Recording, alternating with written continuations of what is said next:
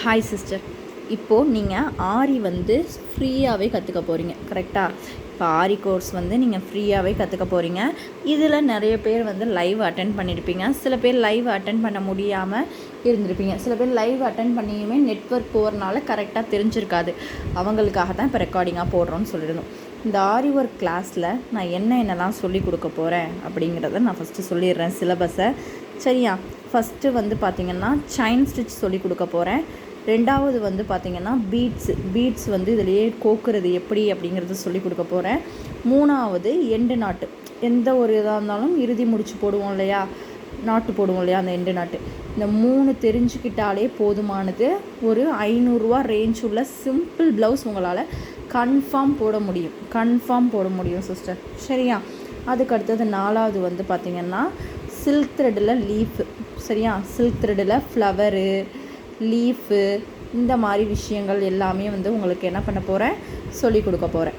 அதுக்கு அடுத்தது 5வது விஷயம் வந்து பார்த்திங்கன்னா உங்களுக்கு வந்து சில்க் த்ரெட்டில் வந்து எப்படி செயின் ஸ்டிச் போடுறது அப்படிங்கிறத வந்து பார்த்திங்கன்னா சொல்லி கொடுக்க போகிறேன். அதுக்கு அடுத்தது வந்து பார்த்திங்கன்னா மணி இருக்கு இல்லையா, மணியையும் ரவுண்டாக எப்படி கோக்குறது, கட்டடமாக எப்படி கோக்குறது, முக்கோணமாக எப்படி கோக்குறது, சதுரமாக எப்படி கோக்குறது அப்படிங்கிறத பார்க்க போகிறோம். 7வது வந்து பார்த்திங்கன்னா நெட்டு கிளாத்தில் 7, 8 நெட்டு துணி இருக்குல்ல, நெட்டு துணியில் எப்படி ஆரி ஒர்க், இப்போ பண்ணணும்ல, மேலே செயின் ஸ்டிச்சு, பீட் கோக்குறது, எண்டு நாட் பண்ணுறது, இது எல்லாமே நெட்டு துணியில் எப்படி பண்ணுறது அப்படிங்கிறத உங்களுக்கு சொல்லி கொடுக்க போகிறோம். அதுக்கு அடுத்தது வந்து பார்த்திங்கன்னா 9வது வந்து நெட்டு கிளாத் அட்டாச்சிங். இப்போ வந்து பார்த்திங்கன்னா சில பேரோட ப்ளவுஸ்லலாம் பார்த்துருக்கீங்களா, மற்றது எல்லாமே நார்மலான துணியில் இருக்கும், ஒரு பார்ட்டு மட்டும் முதுகில் அப்படியே வட்டமாக நெட் கிளாத்தில் வச்சுருப்பாங்க, கையில் அந்த ஒரு பக்கம் மட்டும் அப்படியே நெட் கிளாத்தில் ஆரி ஒர்க் பண்ணியிருப்பாங்க. அப்போது நெட்டு கிளாத்தை எப்படி அட்டாச் பண்ணுறது அப்படிங்கிறத வந்து சொல்லி கொடுப்பேன். அதுக்கு அடுத்தது 10வது வந்து பார்த்திங்கன்னா ப்ளவுஸ் மார்க்கிங். எப்படி இருந்தாலுமே வந்து பார்த்திங்கன்னா ப்ளவுஸ் மார்க் பண்ண தெரிஞ்சால் தான் ஆரியே போட முடியும். ஒரு துணியே வாங்குகிறோன்னா அந்த துணியில் முதல்ல கை, முதுகு இதெல்லாம் வரைஞ்சா தான் ஆரி ஒர்க் போட முடியும். அதனால் ப்ளவுஸோட ஹேண்டை மார்க் பண்ணுறது, அப்புறம் வந்து பார்த்திங்கன்னா உடம்பு மார்க் பண்ணுறது வந்து நம்ம சொல்லி கொடுக்க போகிறோம் சிஸ்டர்.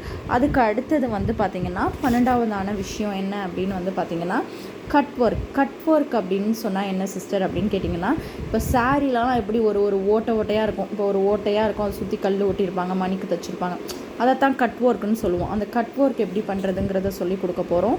அதுக்கு அடுத்தது 13வது பேட்ச் ஒர்க்குனால் தெரியும், நீங்கள் எல்லாருமே வந்து பார்த்திங்கன்னா இந்த கடையிலேயே ஆரி ஒர்க் பண்ண மாதிரி சின்ன புட்டாவாக விற்கும், அதை வாங்கி நம்ம கம்மு போட்டு ஒட்டிப்போம் நம்ம பிள்ளைங்களோட ட்ரெஸ்ஸில். சில பேர் ஆரி ஒர்க் பண்ணுறதுக்கு பதிலாக ஒரு அட்டை மாதிரி விற்கும், அதுலேயே கழுத்துக்கு கைக்குள்ள டிசைன்லாம் விற்கும், அதை டைலர்கிட்ட கொடுத்தா அவங்களே தச்சு கொடுத்துருவாங்க. அந்த மாதிரி பேட்ச் ஒர்க் எப்படி பண்ணுறதுங்கிறத சொல்லி கொடுக்க போகிறோம். 14வது வந்து பார்த்திங்கன்னா நாட்டு கயிறு இருக்குல்ல, முதுகில் தொங்க விடுறாங்கள, நாட்டு ரோப்பு, அதில் ஆரி ஒர்க்கில் ஹார்ட்டில் தொங்க விடுறாங்க, கட்டடத்தில் தொங்க விடுறாங்க, எஸ்ன்னு ஹஸ்பண்டோட பேரும் பொண்ணோட பேரும் போட்டு தொங்க விடுறாங்க. இந்த மாதிரி விஷயங்கள் எல்லாமே எப்படி பண்ணுறது அப்படிங்கிறத பார்க்க போகிறோம். 15வது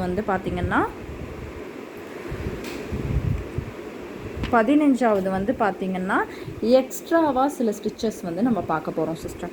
இது டோட்டலாக 20 நாள் கிளாஸு. லாஸ்ட்டு 5 நாளில் வந்து பார்த்திங்கன்னா ப்ராஜெக்ட் மாதிரி கொடுப்பேன். சரியா?